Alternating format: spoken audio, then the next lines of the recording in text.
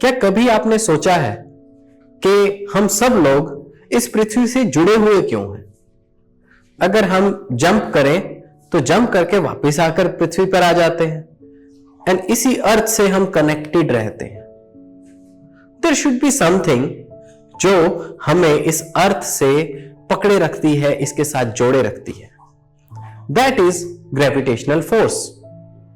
तो आज के इस लेक्चर में हम सीखेंगे कि ग्रेविटेशनल फोर्स क्या होता है, न्यूटन ने कैसे समझा कि ग्रेविटेशनल फोर्स क्या है, केप्लर्स लॉ क्या है, और उसने इनवर्स स्क्वायर लॉ कैसे गेस किया। इन टॉपिक्स को बहुत अच्छे से पढ़ने और समझने के लिए आप लखवीर सिंह एंड मंजीत कौर की book physics for 9th class जो है वो आप रेफर कर सकते हैं, पब्लिश्ड बाय एस चांद पब्लिशिंग ग्रुप।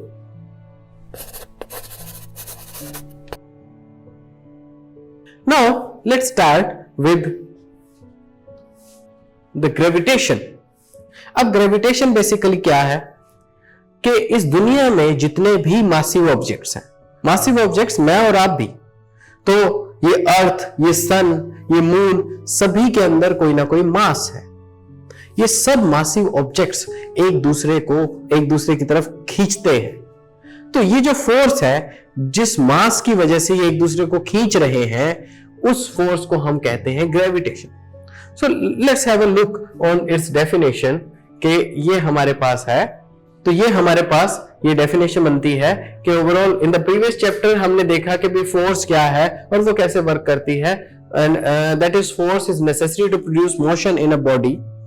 एंड अब क्या है, अगर मैं बात कर रहा हूं कि जैसे किसी स्टोन को अगर एक पहाड़ से फेंक दिया जाए तो वो क्या होगा, अर्थ पे आकर गिर जाएगा। तो क्यों, कौन सी फोर्स ऐसी है जो उसे खींच रही है? तो वो फोर्स है आपकी फोर्स ऑफ ग्रेविटी। अब ग्रेविटी और ग्रेविटेशन में फर्क क्या है? कोई भी मासिव ऑब्जेक्ट्स जो हैं उनके बीच में जो फोर्स है वो हम उसे ग्रेविटेशन कहते हैं। लेकिन जब हम उसको अर्थ के रेफरेंस में लेते हैं कि अर्थ के रिस्पेक्ट में अगर वो फोर्स हम स्टडी कर रहे हैं, तो उस टाइम हम उसका नाम देते हैं ग्रेविटी। एक बहुत ही फेमस एग्जांपल जो न्यूटन के सामने आया था, सो दैट वाज कि एक एप्पल अगर यहां अपनी ब्रांच से टूटा है तो वो नीचे गिरेगा, अर्थ की तरफ आएगा। सिमिलरली पानी की जो बूंदें हैं वो अर्थ की तरफ आ रही हैं, एंड जो पानी है वो खुद भी पहाड़ों से समंदर की तरफ ऊपर से नीचे की तरफ बह रहा है। क्यों? क्योंकि अर्थ का ग्रेविटेशन उसे अपनी तरफ खींच रहा है। तो ये सब फिनोमिना है जो हम डेली लाइफ में देखते हैं और उनसे समझ सकते हैं कि ग्रेविटेशन जो है वो हमारे पास क्या है। एंड इसकी अगर डेफिनेशन के तौर पे देखें, so earth attracts pulls all the objects towards its center. The force with which the earth pulls the objects towards its center is called gravitational force of earth or gravity of earth. So in case of earth इसे हम gravity कहते हैं, बाकी किसी भी reference में हम उसे gravitation कहते हैं। Now let's move forward। तो हम यहां देखते हैं कि जो gravitational हमारे पास force है, so let's look at it। तो ये जो हम जनरली पिक्चर्स देख रहे हैं कि हमारे आसपास जो फोर्स है, सो द ग्रेविटेशनल फोर्स और the gravity is responsible for holding atmosphere above the earth. ये जो गैसेस हमारे आसपास हैं ये भी अर्थ के ग्रेविटेशन से ही पकड़ में हैं, अदरवाइज ये गैसेस बाहर चली जाती। एंड जो पानी है वो पहाड़ों से ऊपर से नीचे की तरफ आता है, ये भी सब ग्रेविटी की वजह से होता है। तो ये हमने एक वाइडर एस्पेक्ट में पता किया कि ओवरऑल जो हमारे पास ग्रेविटी है वो कैसे वर्क कर रही है, ग्रेविटेशनल फोर्स जो है वो कैसे वर्क कर रही है। नाउ हम बात करते हैं कि जो यूनिवर्सल लॉ ऑफ ग्रेविटेशन है, कि ये फोर्स, क्योंकि हमने पहले न्यूटन्स लॉज में पढ़ा था, वैसे ही हम यहां देख सकते हैं कि ये जो हमारे पास लॉ ऑफ ग्रेविटेशन है, ये इसका फॉर्मुलेशन क्या रहेगा। तो एक चीज हमने जनरली नोटिस की है इसके अंदर कि अगर किसी ऑब्जेक्ट में मास ज्यादा है तो उसके मास की वजह से जो अट्रैक्शन फोर्स है वो भी ज्यादा है। जैसे फॉर एग्जांपल अगर आपको 1 किलो का भार इसको उठाना है और एक आपको 10 किलो का भार उठाना है, तो आपको किसमें ज्यादा जोर लगाना पड़ेगा? एक तरफ है अर्थ जो उसे नीचे की तरफ खींच रही है, एक तरफ है आपकी फोर्स जो उसे ऊपर उठाना चाहती है। अगर हम 1 किलोग्राम जो आपके पास मटेरियल है जिसका मास 1 किलोग्राम है उसको उठाना चाहे तो उसको जो हमारी अर्थ है वो कम खींच रही है, लेकिन उसी की जगह अगर 10 किलो वाले सामान को अगर हम उठाना चाहें उसको अर्थ ज्यादा खींच रही है। तो कंपेयर करें तो हम ये देख सकते हैं कि दो ऑब्जेक्ट ए एंड बी अगर वो r डिस्टेंस के ऊपर हैं तो उनके बीच में जो फोर्स रहेगा, so that force is proportional to the product of their masses. मतलब अगर ये मास ज्यादा हैवी है तो उस केस में भी ग्रेविटेशन फोर्स बढ़ेगा, अगर दूसरा मास ज्यादा हैवी है उस केस में भी ग्रेविटेशन फोर्स बढ़ेगा। तो किसी भी तरफ का मास अगर हम बढ़ाएंगे तो ओवरऑल ग्रेविटेशन फोर्स उतना ही बढ़ जाएगा। सो ओवरऑल ये जो फोर्स है that is proportional to m1 into m2, जो भी हमारे दो ऑब्जेक्ट हैं जिनका मास है m1 एंड m2, इनके प्रोडक्ट पे डिपेंड करता है कि दोनों के बीच में फोर्स ऑफ अट्रैक्शन कितना होगा। तो एज एन एग्जांपल अगर मैं आपको बताऊं कि अगर हम मून पे चले जाएं तो हमारा जो मास है, ठीक है, मास हमारा वही रहता है बट वेट जो है जिस फोर्स से ये जो अर्थ है हमें खींच रही है, मून हमें उससे 1/6 फोर्स से खींचता है। तो हम देखेंगे कि क्योंकि उसका मास कम है, सो ओवरऑल हम ये नोट करेंगे कि अगर यहां पर मैं अपना वेट मेजर कर रहा हूं कुछ, ठीक है, तो मून पे वही वेट 1/6 हो जाएगा। हम देख सकते हैं कि जो ऑब्जेक्ट है उसके मास पर भी डिपेंड कर रहा है कि ओवरऑल फोर्स ऑफ अट्रैक्शन आपके लिए यहां ग्रेविटेशन के अंदर क्या है। So this justifies this concept कि आपका फोर्स जो है वो मास के प्रोडक्ट पे डिपेंडेंट। नेक्स्ट थिंग इज कि जो हमारे पास ग्रेविटेशन फोर्स है ये स्क्वायर, इनवर्स ऑफ स्क्वायर के पे भी डिपेंड करता है। तो अगर ये जो मासेस हैं ये आपस में r डिस्टेंस पर हैं, then this force is proportional to 1/r²।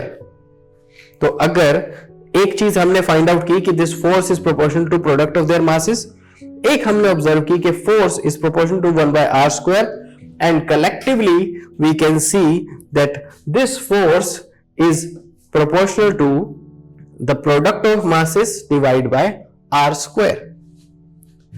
As usual जैसे कि हमने पिछले फॉर्मूले में किया था कि ये तो हमें प्रोपोर्शनैलिटी का पता चला, तो इस प्रोपोर्शनैलिटी को खत्म करने के लिए हम यहां पर एक कांस्टेंट इंट्रोड्यूस करेंगे, which constant is g। This quantity capital G is our gravitational constant. तो this force overall becomes equal to g m1 m2 by r²। This G is universal gravitational constant। इसे हम universal gravitational constant क्यों कहते हैं? क्योंकि पूरे universe में इसकी वैल्यू सेम रहती है। आप इस गैलेक्सी में हैं तो भी दो मासेस के बीच में जो अट्रैक्शन है, जो फोर्स है, वो इसी G की वैल्यू से फाइंड आउट किया जाएगा। और अगर आप किसी और गैलेक्सी में चले जाएं वहां पर भी ऐसा होगा। सो इन दिस वे ये आपके लिए वर्क करता है। नाउ हमने जो फोर्स के लिए F = ma लिया था, तब तो फिजिक्स की इंट्रोडक्शन थी, तब हम फोर्स को किसी भी क्वांटिटी को 1 न्यूटन दे सकते थे, तो हमने कांस्टेंट को 1 ले लिया था। लेकिन जबकि वो जो हमारा सिस्टम है उसको हम ऑलरेडी डिफाइन कर चुके हैं ना, उसके रिस्पेक्ट में अब हमें यहां देखना है कि ये फोर्स कितने न्यूटन लग रही है। तो जो नेचुरल फिनोमिना है, नेचुरल फिनोमिना में ये फोर्स जितनी बनेगी उसके हिसाब से हम इस G की वैल्यू को सेट कर देंगे। लेकिन उससे पहले हम बात करते हैं कि ये जो G है, इस G की वैल्यू के आपके पास SI यूनिट्स क्या होंगे। तो SI यूनिट में हम इसे कैसे रिप्रेजेंट करेंगे? तो इस G को लिखने के लिए हम थोड़ा सा इस फॉर्मूले को रीअरेंज कर सकते हैं, F × r² by m1 × m2। SI units में जो आपके पास R है, that R is in metres, and m1 m2 जो है वो आपके पास किलोग्राम में होता है। सो इन दिस वे तो ये आपके पास है newton metre square by kilogram square. इस तरीके से आप यूनिवर्सल कांस्टेंट जी को आप SI यूनिट्स में एक्सप्रेस कर सकते हो। नाउ जस्ट सी कि ये जी क्या है। इसको अगर हम सिंप्लीफाई करें कि मतलब इसको कैलकुलेट कैसे किया जा सकता है, इसको कैलकुलेट करने का बहुत ही इजी तरीका है। क्या तरीका है कि हमारे पास ये जो फॉर्मूला है, अगर हम मास 1 इसको हम वैल्यू 1 किलोग्राम ले लें, मास 2 इसको भी 1 किलोग्राम ले लें, एंड दिस R इसको हम 1 मीटर डिस्टेंस पे दोनों को अगर हम प्लेस कर दें, तो दोनों के बीच में जो फोर्स ऑफ अट्रैक्शन होगी, so that will be equal to your gravitational constant. कितना सिंपल काम है, लेकिन ये काम होने में भी बहुत साल लग गए। एंड न्यूटन की थ्योरी के आने के बहुत साल बाद कैवेंडिश ने, जो कि ये कैवेंडिश का मेथड है जिसके थ्रू उसने ये फाइंड आउट किया कि ये फोर्स कितना है, जस्ट बिकॉज ये फोर्स जो है ये बहुत ज़्यादा कम, एक बहुत छोटी फोर्स है। जब हम उसको 1 किलोग्राम और 1 किलोग्राम के मासेस पे देख रहे हैं, दैट्स वाई इसको बहुत टाइम लगा कैलकुलेट होने में। तो ये कैवेंडिश ने एक टॉर्जनल पेंडुलम का यूज़ किया जिसमें दो मासेस के साथ लगाए, और वो कितना रोटेट किया और कितने फोर्स से वो उसको अट्रैक्ट कर रहा था, उसको मेज़र करके उन्होंने फाइंड आउट किया कि इस जी की वैल्यू क्या होगी। And he found that this value of G is 6.67 into 10 to the power minus 11 Newton meter square per kilogram square. So you can imagine कि ये कितनी small force है। 6.67 into 10 to the power minus 11 Newton. जब आपके पास masses 1 kilogram हो और उनके बीच में डिस्टेंस जो है वो 1 मीटर हो, तो इस तरीके से हमारे पास ये फॉर्मूला कंप्लीट होता है, जिससे हम, अगर हमारे पास दो ऑब्जेक्ट के मासेस हैं, दोनों के बीच का डिस्टेंस है और ये जी की वैल्यू दिस है, तो इससे हम ग्रेविटेशनल फोर्स, उनके मास की वजह से वो कितना एक दूसरे को अट्रैक्ट कर रहे हैं, ये हम फाइंड आउट कर सकते हैं। सो इस तरीके से हमने कंप्लीट किया कि ग्रेविटेशन फर्स्ट क्या है और उसके बाद ग्रेविटेशन का फॉर्मूला आगे कैसे वर्क करता है। नाउ क्या ये ग्रेविटेशन की जो खोज थी, क्या वो सिर्फ न्यूटन ने की, या न्यूटन से पहले भी कोई था जो ये सब कुछ जानता था कि ये सब चीज़ें बनाई जा सकती हैं, या ये सब तरह का प्लैनेटरी मोशन ये क्यों हो रहा है, उसको किसी ने एक्सप्लेन किया था? ये सब जानेंगे हम एक छोटे से ब्रेक के बाद।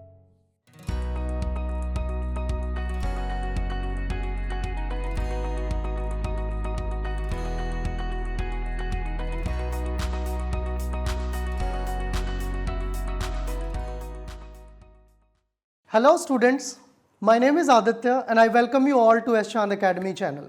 I think आप सब लोगों ने लखमीर सिंह और मंजीत कौर की किताबें तो पढ़ी ही होंगी। मैंने भी पढ़ी थी जब मैं एक स्टूडेंट था। 9th और 10th क्लास में इनकी साइंस की बुक्स बहुत ही पॉपुलर हैं।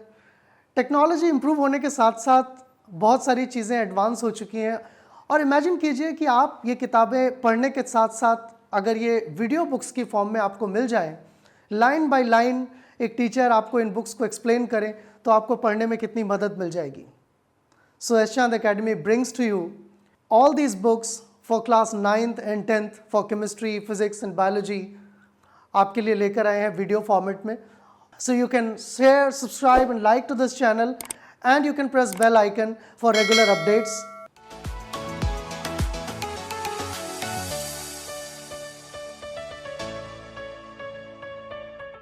Welcome back to S Chand academy.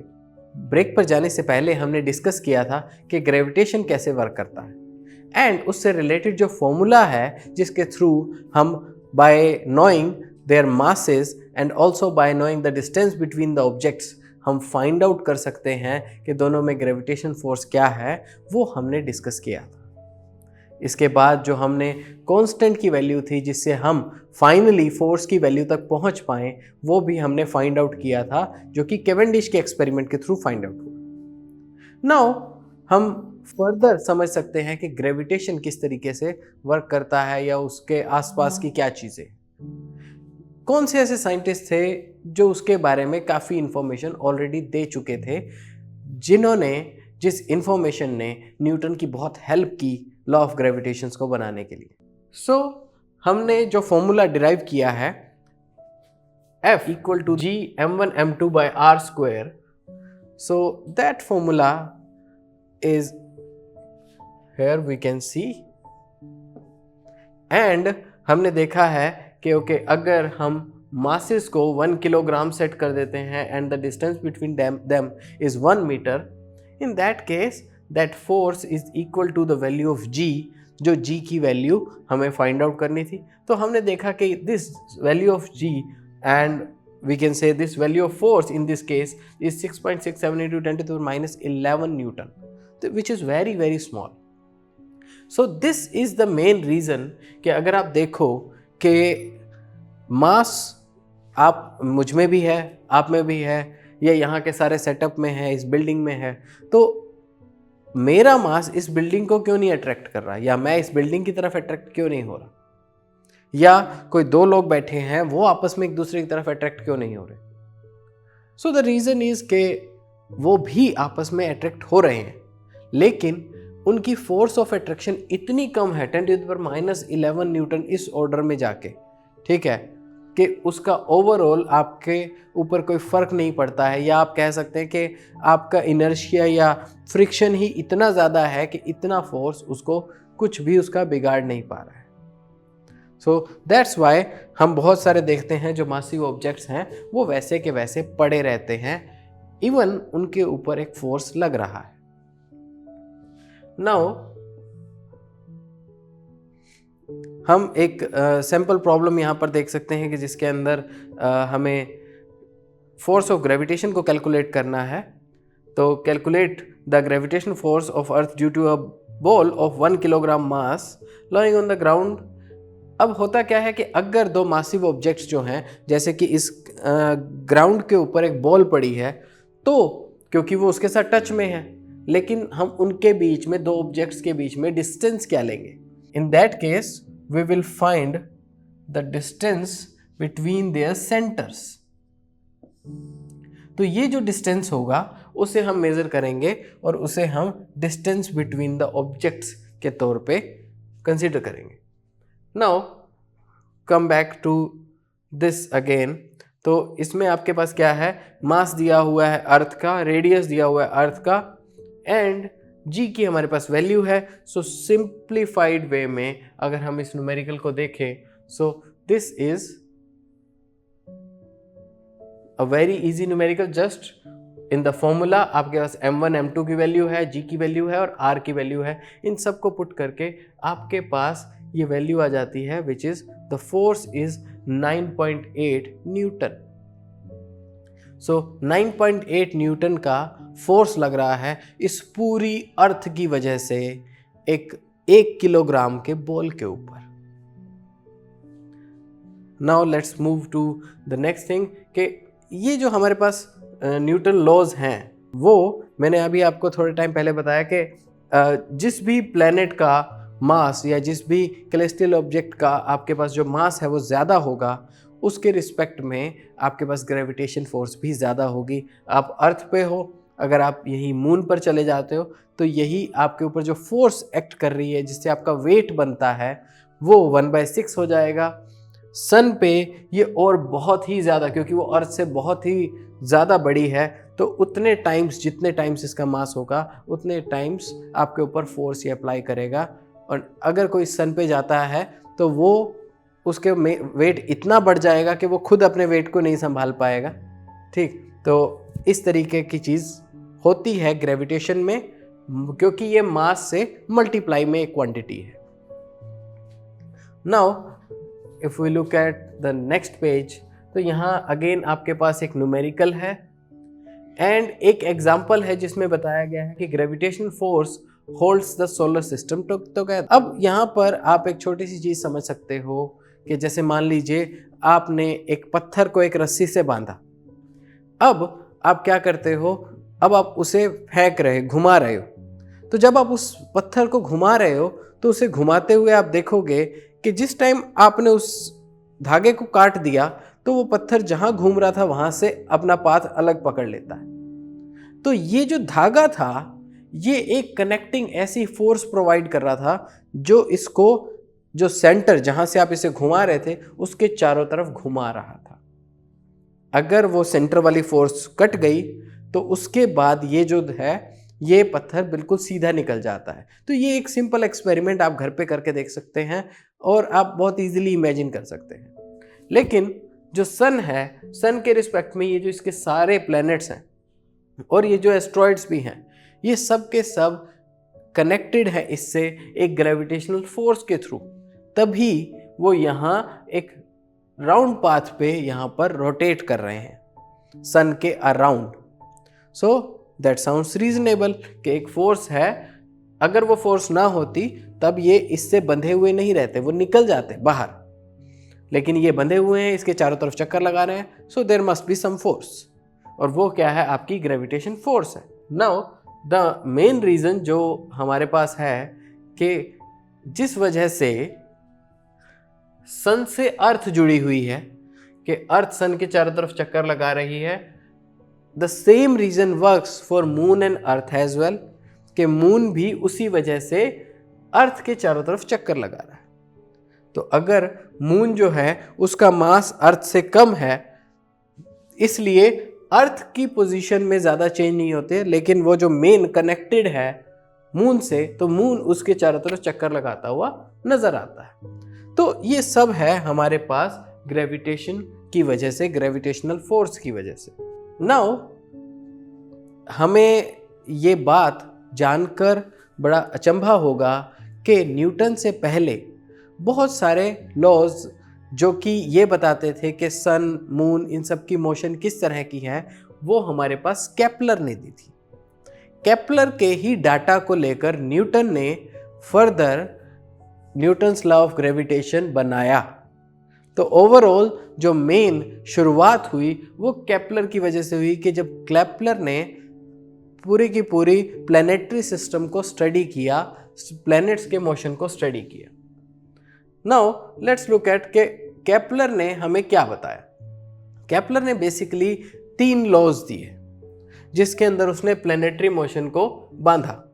तो सबसे पहला जो केपलर ने लॉ दिया, वो केपलर ने कहा the planets move in an elliptical orbit around the sun with the sun at one of its focus of the elliptical orbit. तो इसके लिए आपको थोड़ा सा सिर्फ ये पता होना चाहिए कि एक इलिप्टिकल ऑर्बिट क्या होता है, कि जैसे हम मान सकते हैं कि एक डिस्टोर्टेड टाइप ऑफ सर्कल, एक सर्कल आपने लिया, आपने उसे थोड़ा सा दबा दिया, so that becomes a kind of ellipse. अब ये इलिप्स जो है, इससे हम इस तरीके से कंसीडर करते हैं कि जैसे इस इलिप्स के आपके पास 2 सेंटर हैं। तो ये ellipse, this works, this behaves like this.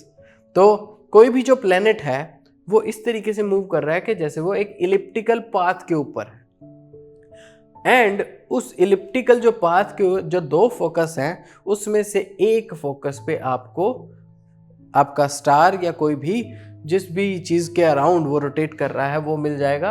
In our case this is सन, तो हम इसको सन कंसीडर कर रहे हैं। तो ये पहला लॉ जो था वो केपलर ने एक्सप्लेन किया।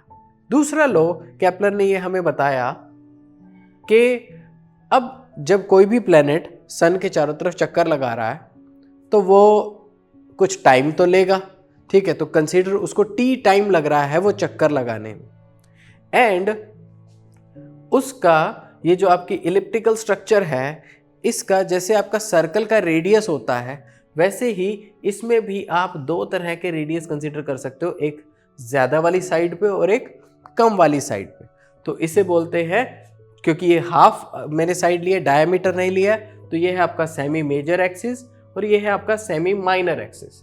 सो केपलर ने हमें ये चीज़ बताई कि each planet revolves around the sun in such a way that the line joining the planets of the sun sweeps equal area in equal interval of time.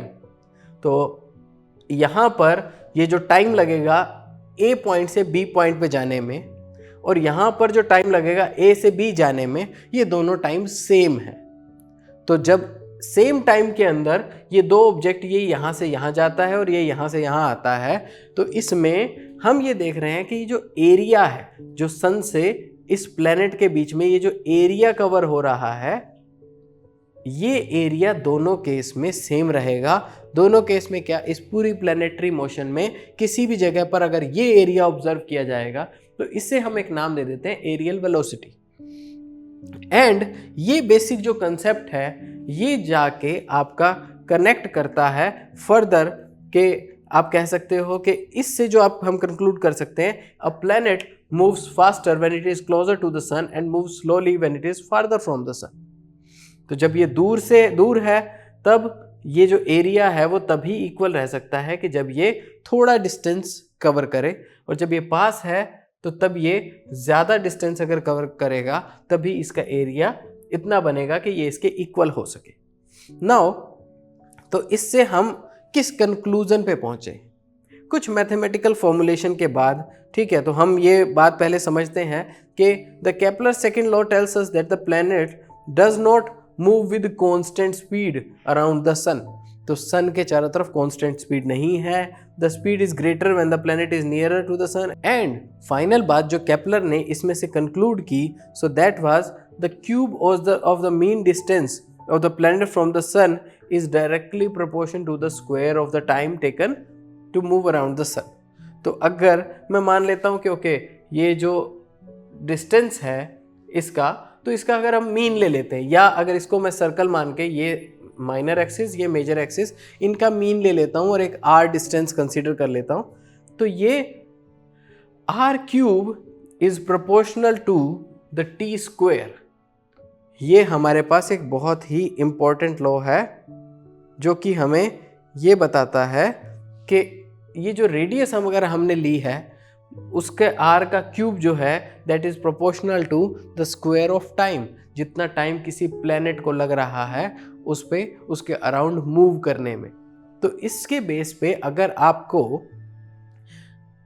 हमारे सोलर सिस्टम में एक भी प्लैनेट की रेडियस पता है और उसका distance from the सन पता है और उसका टाइम पता है कि कितने टाइम में वो आपका सन के चारों तरफ चक्कर लगा रहा है, then you are capable enough कि आप ये फाइंड आउट कर सको कि अदर प्लैनेट्स के केस में जो कि किसी और डिस्टेंस पे हैं तो उनका टाइम क्या होगा। तो अगर आपको उनका डिस्टेंस पता है तो आप टाइम फाइंड आउट कर सकते हो, अगर आपको टाइम पता है तो आप उनका डिस्टेंस सन से फाइंड आउट कर सकते हो।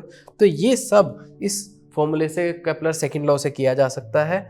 तो हमने ये देखा कि केपलर ने प्लैनेटरी मोशन को तो बहुत ब्यूटीफुली एक्सप्लेन किया, लेकिन प्रॉब्लम ये हुई कि केपलर ने ये सब कुछ एक्सप्लेन किया लेकिन उन्होंने ग्रेविटेशनल फोर्स को उसको सही तरीके से पकड़ नहीं बनाई। उन्होंने सब बता दिया कि ओके प्लैनेट है, कितने टाइम में चक्कर लगा रहा है, कितना दूरी है, क्या कुछ है, तो ये सब कुछ उन्होंने बताया, लेकिन ठीक है the cause of motion of the gravitational force जो है जो सन उस पर डाल रहा है उसको उन्होंने पॉइंट आउट नहीं किया। सो ये उनकी थ्योरी में मेन ड्राइविंग फोर्स की कमी थी, जिसकी वजह से फर्दर अभी रिसर्च की उसमें ज़रूरत थी, क्योंकि कोज नहीं पता था कि किस तरीके से वो बाउंड है, किस फॉर्मूले से वो बाउंड है। So in fact Newton use Kepler's third law of planetary motion to develop the law of universal gravitation. तो जो अभी हमने लॉ पढ़ा है इसका टाइम और आर के रिलेशन का, तो ये बेसिकली न्यूटन ने यूज़ किया जिससे उसको इनवर्स स्क्वायर लॉ के बारे में पता चला। सो हम अगर देखें कि अपने फॉर्मूले में न्यूटन ने ये यूज़ किया है कि force is inversely proportion to r square, square of distance. तो ये उन्होंने कैसे बेसिकली यूज़ किया, तो हम अगर देखें तो जो हमने कहा है कि जैसे अभी हमने एग्जांपल लिया कि एक पत्थर को अगर मैं धागे से पकड़ के घुमाता हूं तो क्या है कि एक फोर्स है जो उसको अंदर की तरफ पकड़े हुए है। तो ऐसे केस में आपको पता है कि एक आपके पास होती है सेंट्रीपिटल फोर्स और एक होती है आपकी सेंट्रीफ्यूगल फोर्स। तो जो बाहर की तरफ आपके पास फोर्स है वो आपके पास दैट फोर्स जो है that is proportional to v square by r।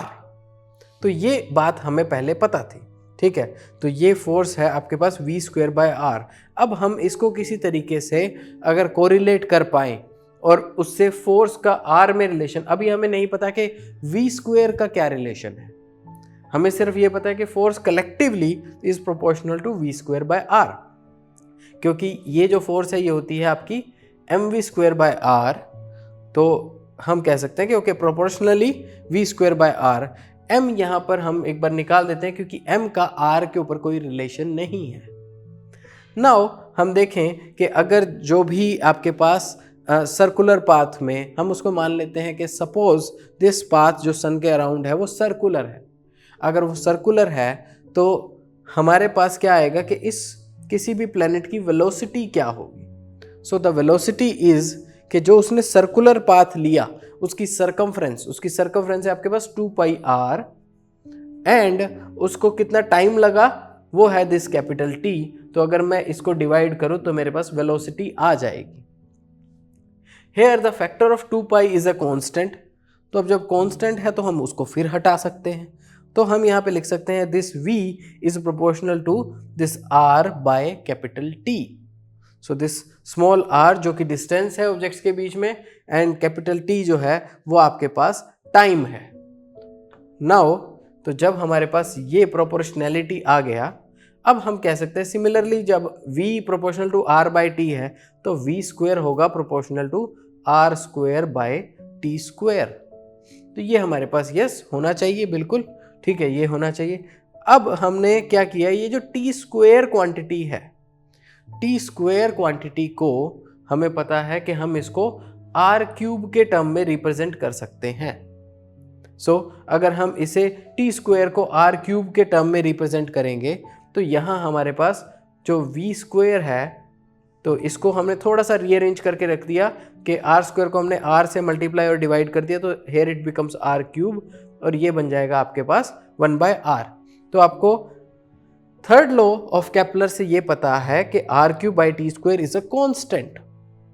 तो अगर किसी केस में ये कॉन्स्टेंट है तो आपको पता चल गया कि v square is proportional to 1/r only. So when v square is proportional to 1/r and आप पहले से जो फॉर्मूला देखते आए हैं जिसके अंदर आपके पास क्या था, f is proportional to v square by r, तो उस v स्क्वायर की प्रोपोर्शनैलिटी यहां पुट करने के बाद आपको पता चलेगा कि this force f is proportional to 1/r square। So this was the main thing जिससे न्यूटन को पता चला कि जो हमारा रिलेशन है m1 m2 by r square क्यों आएगा।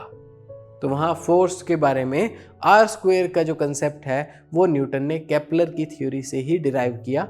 इसके अलावा केपलर का जो भी डेटा था वो सब रिसर्च उसकी बहुत काम आई न्यूटन को अपनी रिसर्च को जस्टिफाई करने के लिए।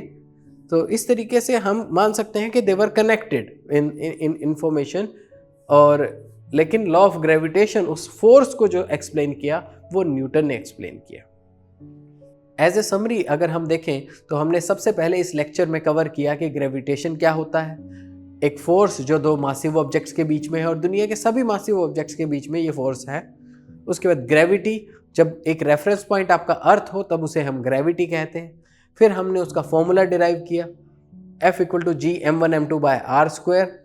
G जो है कैपिटल G वो आपका एक यूनिवर्सल कांस्टेंट ऑफ ग्रेविटेशन है जिसकी वैल्यू कैवेंडिश ने अपने एक एक्सपेरिमेंट के थ्रू डेवलप की, लेकिन उसको बहुत साल लग गए आफ्टर न्यूटन G की वैल्यू कैलकुलेट करने में। फाइनली हम इस बात पे पहुंचे कि क्या न्यूटन से पहले भी किसी ने इसके बारे में कुछ बता रखा था, जो प्लैनेटरी मोशन और इनके रीजन के बारे में।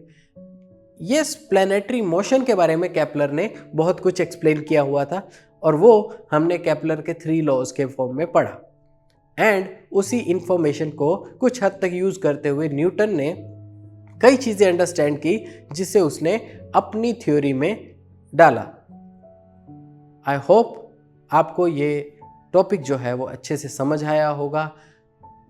आप इस टॉपिक को और अच्छे से पढ़ सकते हैं लखवीर सिंह एंड मंजीत कौर की 9th क्लास की फिजिक्स की बुक से, published by S Chand publishing. अगर आपको ये वीडियो पसंद आई है तो इसे लाइक कीजिए, अपने दोस्तों के साथ जिन्हें ये कंसेप्ट समझना हो उनके साथ शेयर कीजिए एंड हमसे जुड़े रहने के लिए don't forget to subscribe the channel. Take care, have a good day. All rights reserved. This video has been prepared for educational purposes only. No part of it may be reproduced or copied without the permission of the copyright holder.